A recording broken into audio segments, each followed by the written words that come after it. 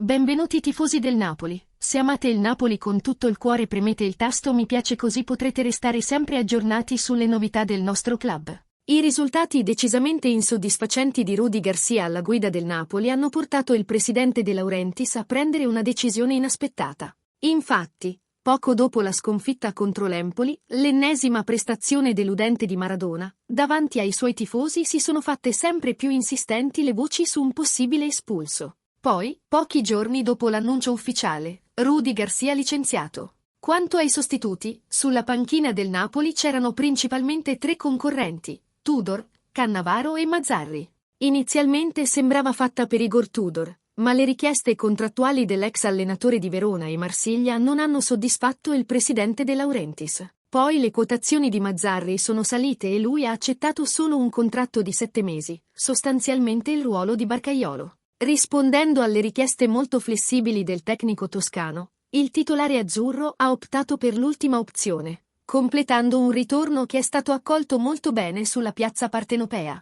Ma a meno che non si raggiungano risultati clamorosi in Champions League e campionato, Walter Mazzarri è destinato a dimettersi dalla carica di allenatore del Napoli a fine stagione. Ecco perché il club partenopeo ha già formulato alcune ipotesi per l'avvio del nuovo progetto.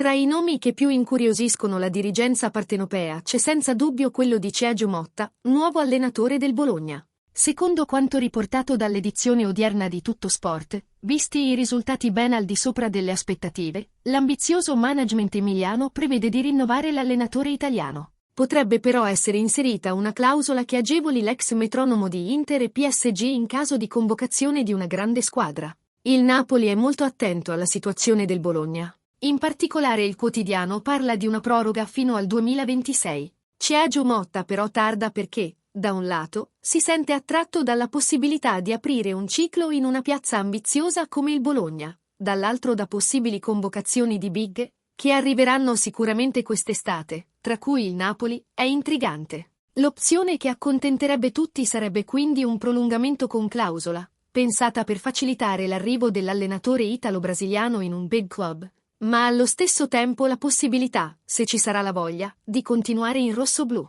Situazione da monitorare nei prossimi mesi. Ditemi napoletani?